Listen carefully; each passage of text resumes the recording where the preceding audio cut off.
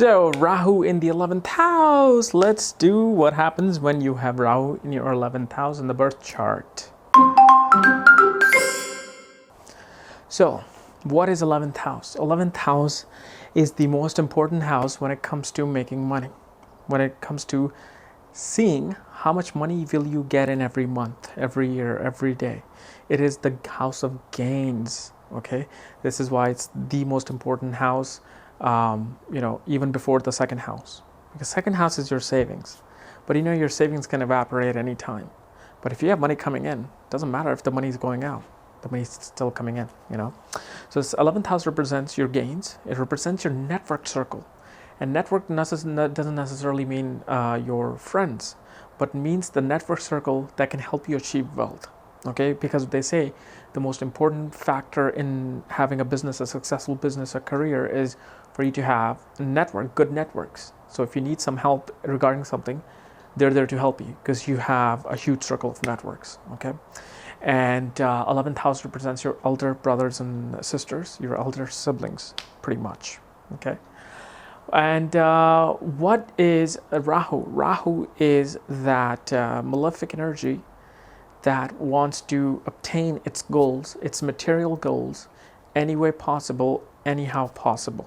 Okay, and Rahu is able to manipulate things. It's able to transform itself into like a chameleon to get what it wants. But 11th house is perhaps the best place for Rahu to be in. As far as material gains are concerned, this placement is even better than the second house placement, because in the 11th house, Rahu brings lots and lots of wealth in his Mahadasha and his Antradasha. Because Rahu's goal in this life is to have as much wealth as possible and has to have as every material thing it can possibly get. And to get that material goals attained is through having gains in your life. So Rahu does very well. And Rahu has a huge amount of circle. It can have a huge following.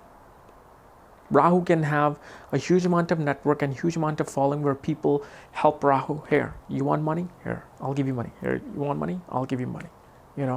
And for this is why Rahu is able to use those contacts around him and use them to gain profits, gain money. So this is a very excellent position for business. If you're a business person and you have this actually is considered a Raj Yoga giving position for Rahu. So anytime Rahu is, especially in the 3, 6, and 3, 6, 10, and 11 positions, Rahu is able to give tremendous amount of wealth and a tremendous amount of willpower to get wealth. Now there's two things that can happen here with Rahu in the 11th house.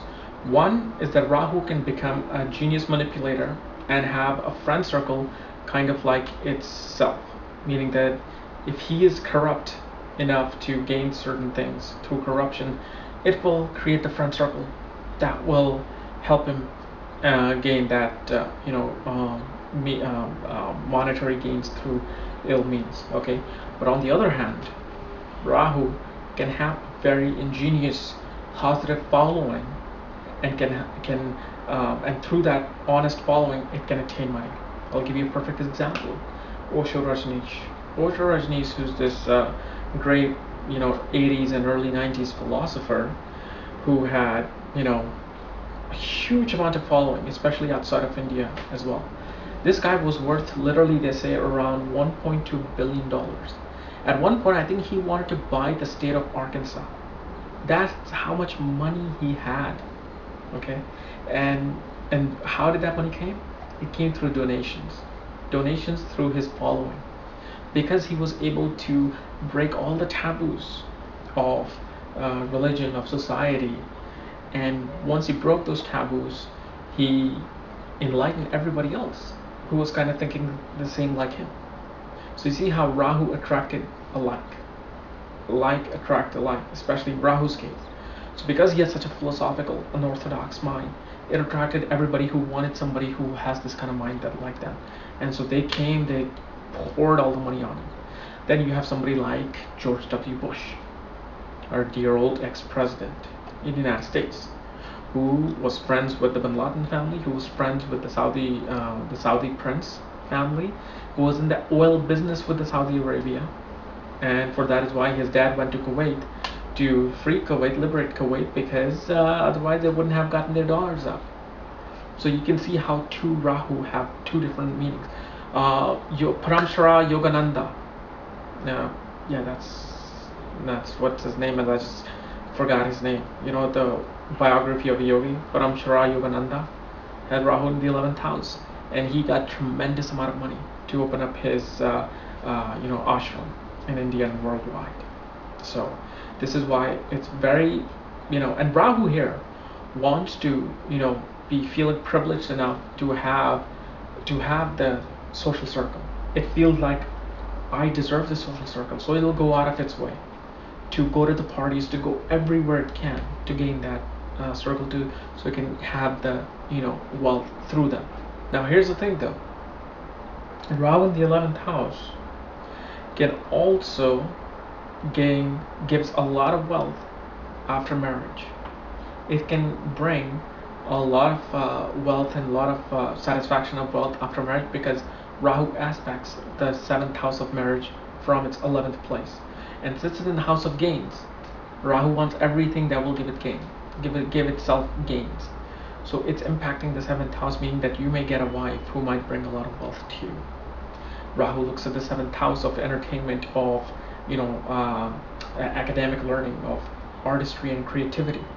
So in the 11th house, Rahu is able to impact its creativeness on the 5th house, and through speculative business, it's able to make that big, huge amount of money. Speculative business is anything: stock market, finance, acting or entertainment business, writing business, anything. Even Osho was a very speculative business.